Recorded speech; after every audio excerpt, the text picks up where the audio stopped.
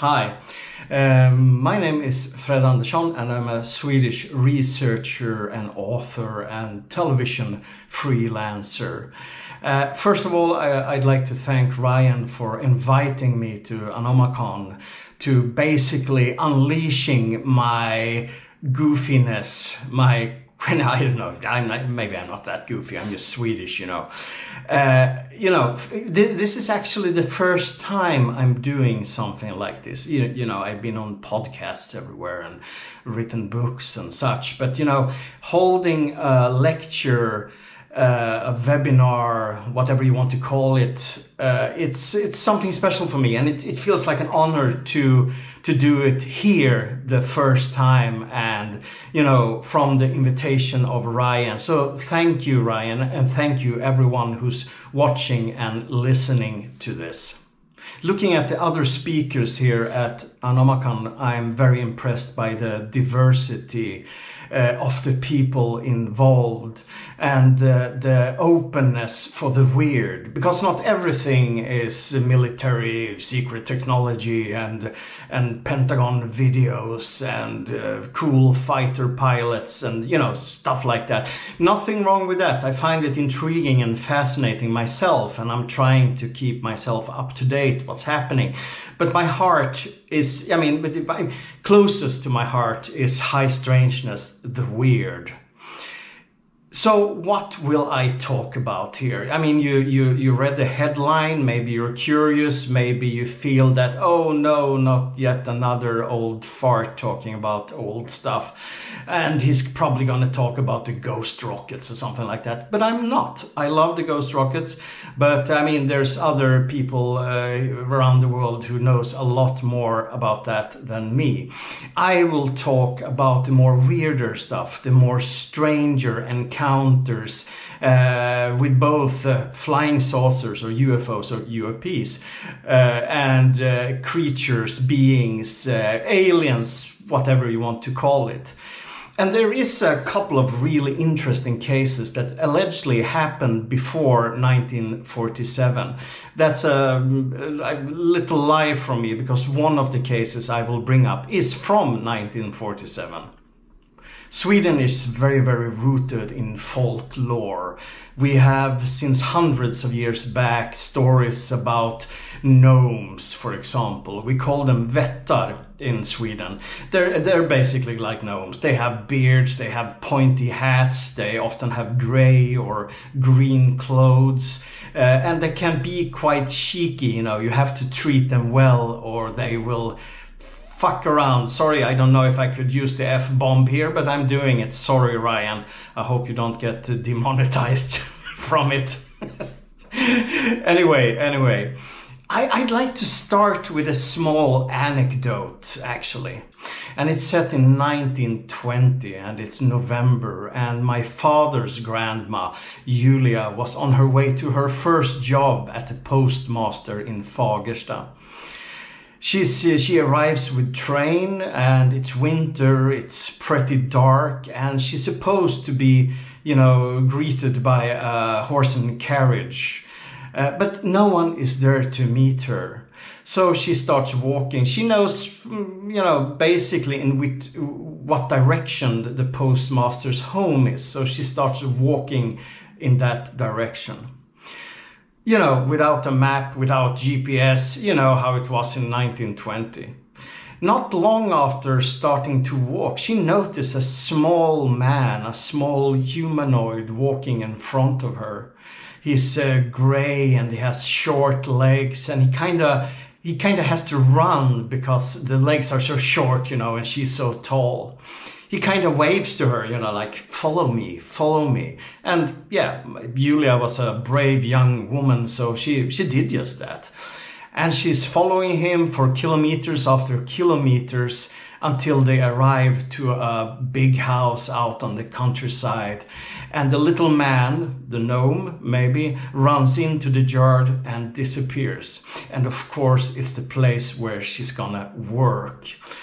Moments later, the guy, the young, hot, sexy man with a horse and carriage, arrives to the house, and he jumps out and says, "I'm so sorry, I missed you." And you know what? They fell in love, and my father's side of the family, basically me, kinda, was created. So my family is basically the result of some kind of interference from another realm, especially in the folklorish tradition. And this is an anecdote. I never heard her talk about herself. She died when I was very young, but it's a story that goes within the family, and I absolutely love it. And I'd say that all the stories I'm going to talk about in this little lecture are stories that's either told many, many years after the fact, or anonymous letters written to magazines where people want to share their experience. They've been holding it within them for so long, and now it's time to deal with it. To me, this is true modern folklore, the storytelling of something that might or might not have happened, sometimes with some kind of morality at the end, or some little joke or whatever. I find that fascinating. And to be clear what I think here, I consider these cases to be real. Then if they're real, from an inner viewpoint or something physical, material, from the outside, I can't answer. But to me, they're as real and important as, our friends Ryan Graves and David Fravor and, all these guys and girls who comes out and tell about their experience in modern times involving technology. Because it's also, it's also personal experience, just hidden behind technology and militaries and stuff.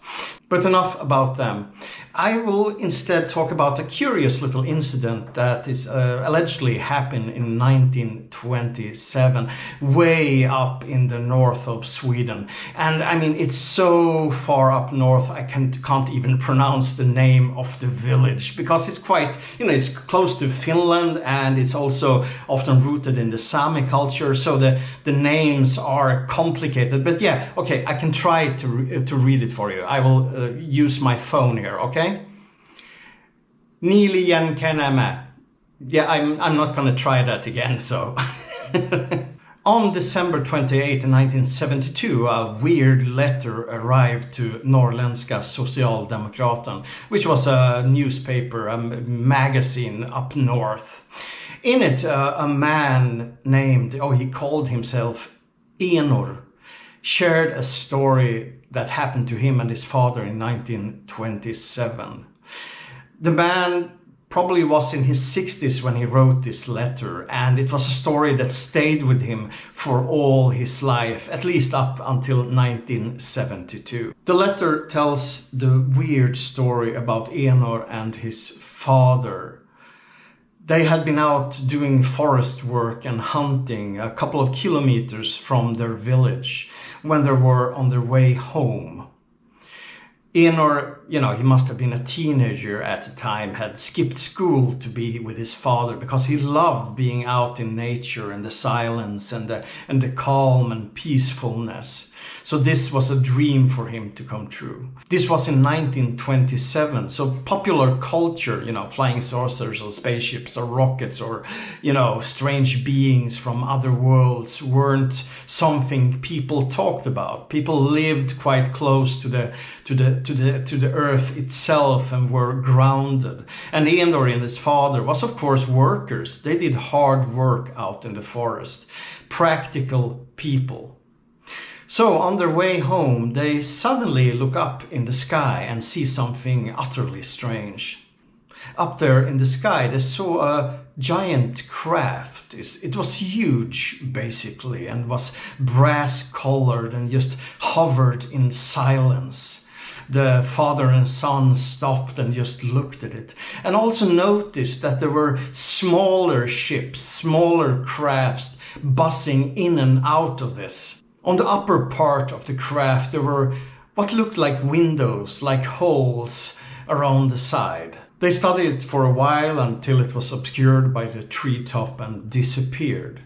The Enor and his father just looked at each other and had this notion that this weren't from our planet. This was something totally out of the ordinary when it comes to what you see out in the nature or in Sweden in 1927. This was something truly unique. They didn't mention this really when they came home. They mentioned it to the mother, of course, who didn't seem especially interested. And it wasn't up until the 40s when the sci-fi genre became big and they started to write about flying saucers in the newspapers. I guess, Roswell, who was mentioned in Swedish newspapers in 1947.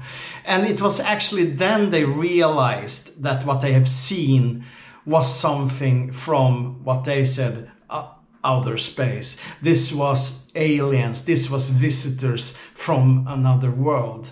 I've been trying to trace Enor and his family. I mean, Enor must have passed away by now, but I had a dream to maybe find some children or grandchildren, someone who was going to be able to tell me more about this, but no luck. I've even contacted the local area and local people around there to see if they know something, but zero, zip, nada. So maybe this letter is sprung from imagination. It's just something he have imagined over the years, or maybe not. And actually, in the newspaper clipping from 1972, Enor also sent a sketch of the ship. And if you look closely, the sketch is signed and dated 1952, 20 years earlier than this newspaper clipping. So that means, if he just didn't make it up, that even 20 years before he shared this story, he drew this ship, he drew this scene from his memory. And to me, that says that he and his father experienced something out there in the wilderness. There was something that profoundly changed their life. Imagine holding a story like this hidden for such a long time. And we're also talking in an area like most of Sweden actually at the time, where people were talking about gnomes and fairies and trolls and even giants. Imagine experiencing something that is so weird that you can't even talk about it in that kind of context. Maybe one day I will find some more information about this. I hope so. Please cross your fingers and every other body part you would like to cross for me. Instead, let's talk about one of my favorite subjects, and I touched upon it a little bit earlier, and we're talking gnomes. Once again, Vättar, these elusive small people, tiny people, creatures, maybe even cryptids, who have their pointy hats and beards. We have stories about them up now, in modern times. This one, however, because I'm going to talk about old cases, is from 1931, and it's a story about Helge Eriksson. Helge told this story to Anders Liljegren in UFO Information in 1973 for the first time. And it's a fascinating story. It might be one of my favorites, though it's quite simple. It's not, spectacular. There's no fights or explosions or gun fights or action in that way. But Helge had a weird experience. Something happened to him. This was in early January 1931, and Helge Eriksson was a farmhand. He was young, he was probably in his early 20s. He was on his way home that dark evening when he suddenly noticed something, along the road. He first heard a sound like there were voices or mumblings, something was getting closer. Then, to his surprise, he saw a dozen small men walking along the trail towards him. They had beards and pointy hats. They had very, very grumpy faces, and they were talking in a strange language. He described them basically like they were marching, like they were militaries, but of course they weren't militaries. They were tiny men. They glanced at him like they were aware of his presence, but kind of ignored him, because, I mean, he's a tall guy, they're tiny, they don't want to be disturbed, I guess.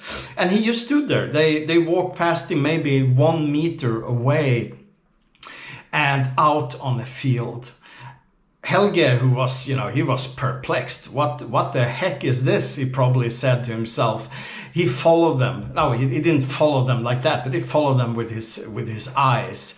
And they entered the field into a bright light in the middle of nowhere, in the middle of this open space. And they went into the light. The light flew away, basically like a flying saucer. Yeah, this whole episode feels a lot like an encounter with the little green men and a UFO just set in Sweden in 1931. And make no mistake, Helge was terrified by this. He was so afraid he had to force himself to not look away because he wanted to see this. He also noticed a quite strong chemical smell, kind of like sulfur, when they passed, and this odd light, or this fog, maybe you can more say, flew away. Also something that's, common, especially in older encounters with flying saucers and other beings. And even in folklore, in connection to the devil or to trolls, something from not here. I've talked with Anders, who interviewed Helge in 1973, and Anders is a very, very experienced veteran within the field of UFOs here in Sweden, and he trusts Helge, and I trust Helge. It's interesting, though, to notice how Helge's story evolved during the years after 1973. He appeared in some other magazines being interviewed, and at the end of the 70s, these tiny small men, the gnomes, had transformed into spacemen, and they were entering a UFO and not some etheric light. There again, you have a good example how popular culture and even ufology and ufologists are, affecting the stories.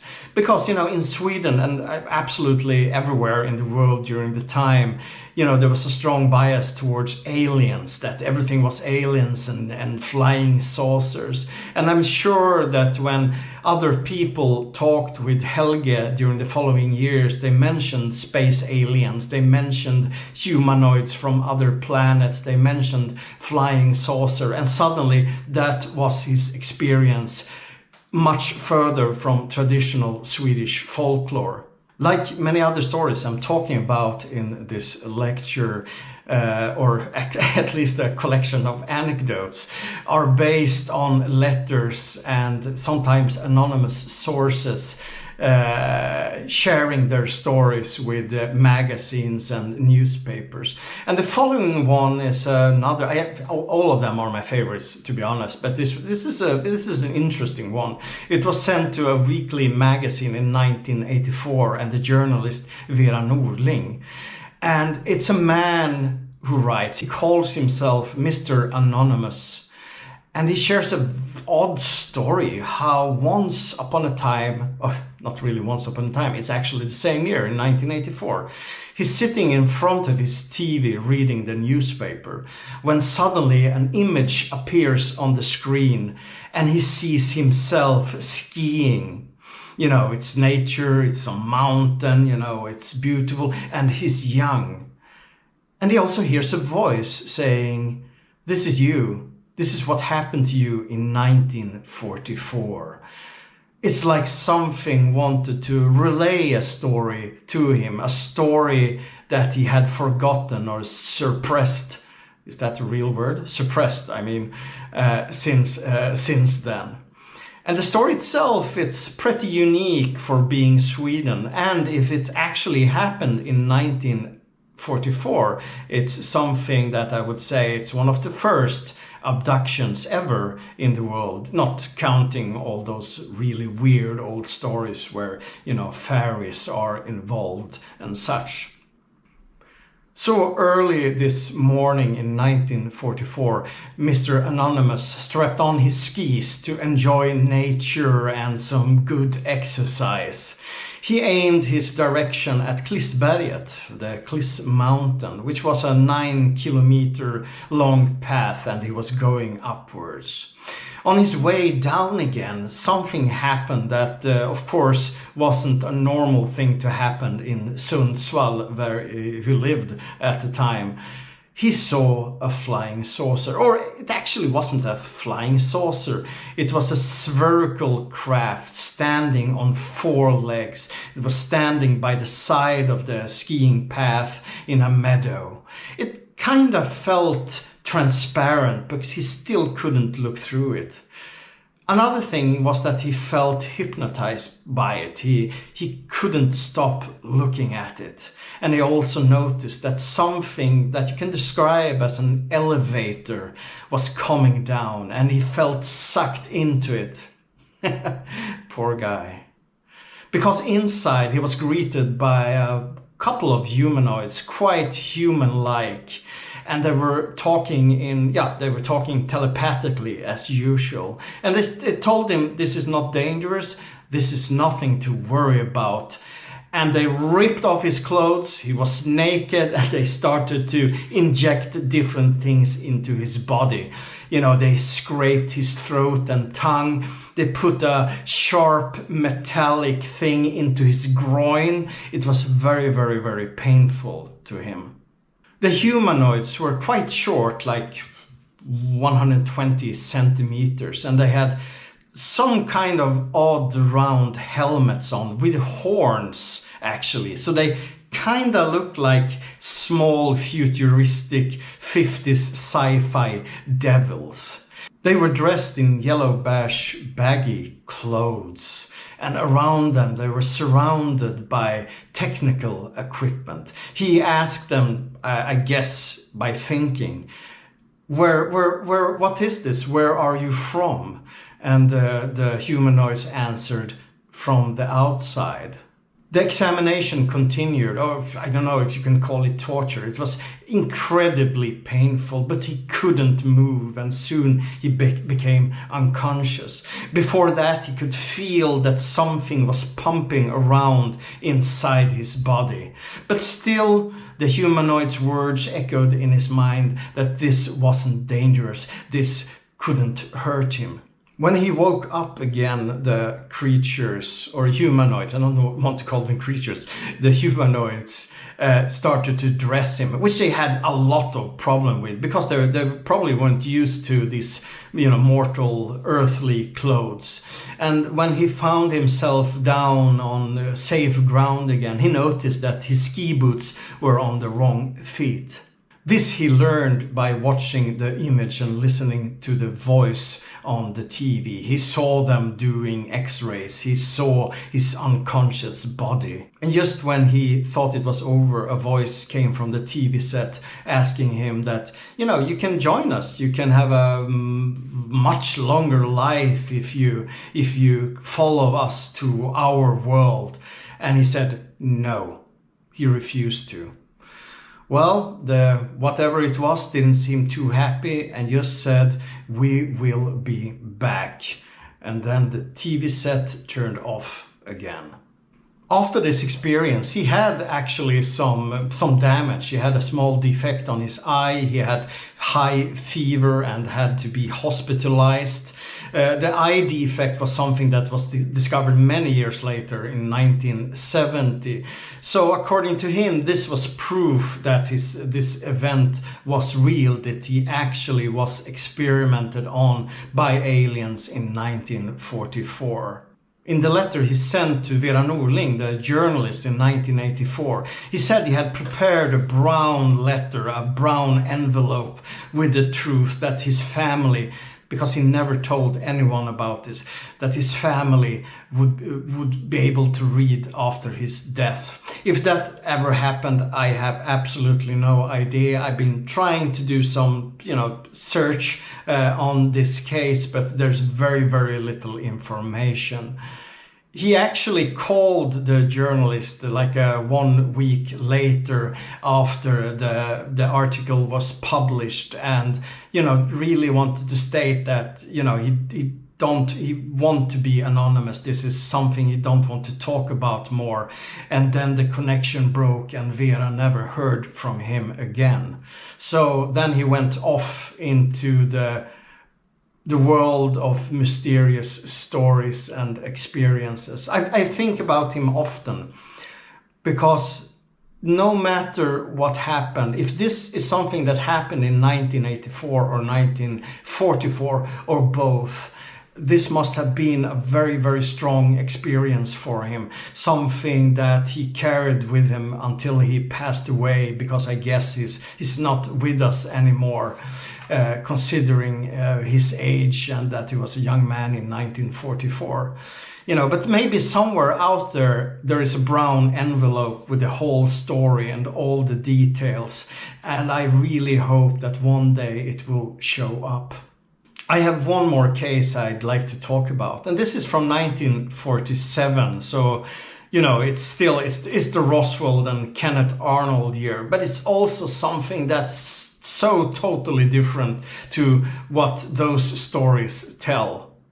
Bernd Enström was 11 years old in 1947, and he lived in Älvsbyn, which is a small town up north. It was late in the evening on October 1st, and he had been out on adventures like all boys at the time and even nowadays, when he saw 3 objects in the sky. There were like 3 circles rotating and pulsating in the colors of the rainbow, and they were traveling slowly in front of him. What's even more curious here, that the 3 circles actually seemed to landed in a meadow just behind his house, where he and his family lived, behind the outhouse actually. So, of course, because, he's 11 years old and something weird is flying up there in the air, he ran to his home and into the yard. At first, he didn't see anything. It was quiet. His parents were probably asleep or, doing work inside. He was all alone in the yard. When suddenly he sees something out of this world coming from behind the outhouse. He sees 3 bubbles. He described them as bubbles. And in each of these bubbles, tiny men are sitting. They have grumpy, almost angry faces. And they seem to be controlling the bubbles with a rod. The bubbles themselves are transparent, as bubbles often are, but the rod seems to go through the surface without any hole or any mechanical device around it. He was a little bit scared, so he was hiding behind a woodpile. And he could see that the tiny men had big ears and they were talking to each other. They also seemed to be aware of his presence and they were laughing at him. Probably maybe because they thought he looked funny. This reminds me of another story, and I will bring it up in a moment. The odd thing here is that Bernd really didn't see them as aliens or fairies or something like that. He just thought it was weird that these tiny men could fit inside bubbles. Anyway, the bubble men continued back behind the house and disappeared.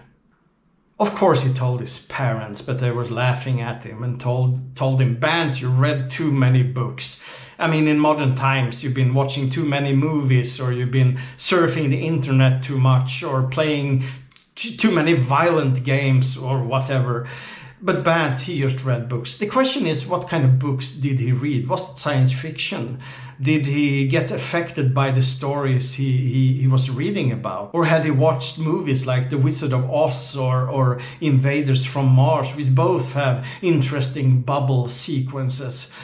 I have absolutely no idea. But Bernd is absolutely sure what he experienced that bizarre evening in 1947. And it's a curious incident, especially from that year when the talks were about flying saucers and more traditional space aliens, I guess, at least in science fiction. And here you have this tiny people in bubbles looking bizarre and almost angry and twisted. I wonder what he saw. I wonder what he experienced. Is it just a figment of his imagination, or did something really happen there? The reason why he shared this story with Claes Svan a few years ago was that he felt he had to get rid of it. He had to talk about it because he had been carried within him for such a long time. And I think that's something that's very common. There is, as we all know, a stigma to talk about weirder stuff, at least weirder stuff than ghosts or similar things. As usual, I'm not alone in this, of course. When people tell stories like this that are so weird, I actually tend to believe them more, because why would you make something up like this when you could choose a much easier, calmer route of storytelling? I mean, once again, this could have been an inner experience, but that doesn't take away the experience itself. In one way or another, it is real.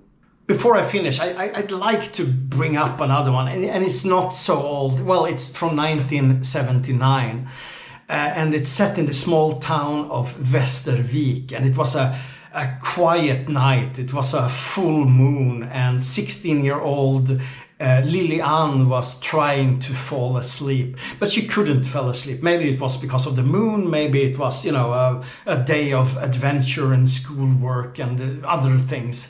So she decided to, around midnight, to take a walk. And she took a stroll to a recreational area near her home. And she walked around it, could have taken maybe 30 or 40 minutes, until she sees a classic flying saucer, maybe a little bit chubbier actually. And she gets very, very scared because it's sitting there in a meadow in this area, and it has this weird eerie light around it. And it kind of sense that something else is around. And from behind the saucer comes two beings. They're tall with silky clothes and pointy ears, and they look at her. She can sense that they're talking about her actually, but she's frozen with terror.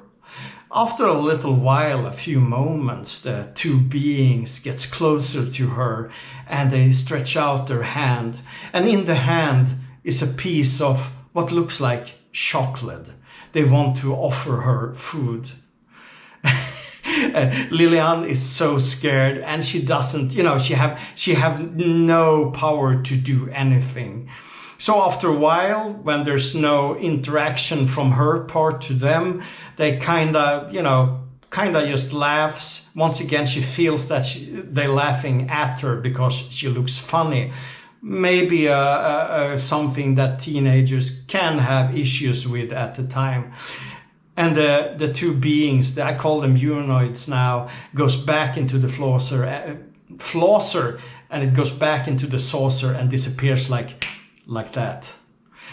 What makes this interesting is, of course, the offering of chocolate or a cookie, something you can eat. What would have happened if you actually ate it? We all know what would happen. She would get abducted or end up in some other realm of some kind. And this is, of course, very, very common in Swedish folklore and even in folklore everywhere around the world. But it's interesting, especially in connection to the story about Helge Eriksson I told earlier, which is so rooted in Swedish folklore. And even if Lilian's experience have all the modern stuff like UFOs and aliens, there is something very fairy-like about these two beings in their silky tight clothes and big ears offering food. I find it very, very fascinating. I was in contact with Liliane about a year ago, and she confirmed that something happened during that night in 1979, but she didn't want to talk about it at the moment. I have reached out to her again, and she says the same thing. And well, I hope to maybe a third time at least ask her if she wants to talk with me about it one more time. When writing my book, Northern Lights, High Strangeness in Sweden, it's a good one, I recommend it, wink wink. I noticed that, it wasn't something deliberate from my side, but I'd say that maybe 95% of the cases I did research on had a couple of things in common, and so all the cases I talked about here in this lecture. It's the countryside, it's silence, and you're alone. There's no other witnesses. And I feel that a part of the silence and these locations, the countryside, the desolate places, are so important to the experience itself. I've said it before, but I feel that these roads, these fields are liminal spaces that goes, that connects our world with something else. So sorry if I'm going a bit woo-woo here. But I feel it's so deeply connected to the phenomenon itself. I'd say that the phenomenon itself is like a blank canvas with some texture on. And we humans, especially those who are more open to other experiences, who are playful and maybe humorous, delivers the color to the canvas. So we throws colors, which is basically our consciousness, onto the canvas, and there is patterns, there's scenes, experiences, events created on it. That's how I see the phenomenon itself. I do not know what it is or why it's happening. Like John E.L. Tenney often say that the phenomenon wants us to play, to have fun, to go on adventure. And I think there's a lot of truth in that. But I also believe that the phenomenon itself, it's such a huge part there because of us humans, of our experiences. So the experiencers out there are those who have this special connection with something else, whatever it might be. I hope you enjoyed this lecture. I for sure did, and as I told you, this is my first time doing something like this. So I hope I didn't ramble too much because there's so much I would like to talk about, but I don't want this to be too long either. And I know you want to watch and listen to a lot of other, fantastic people here. So continue doing that. If you have any questions, please contact me or write in the comments or whatever. I love to have contact with people or around the world. And remember, buy my book. Thank you.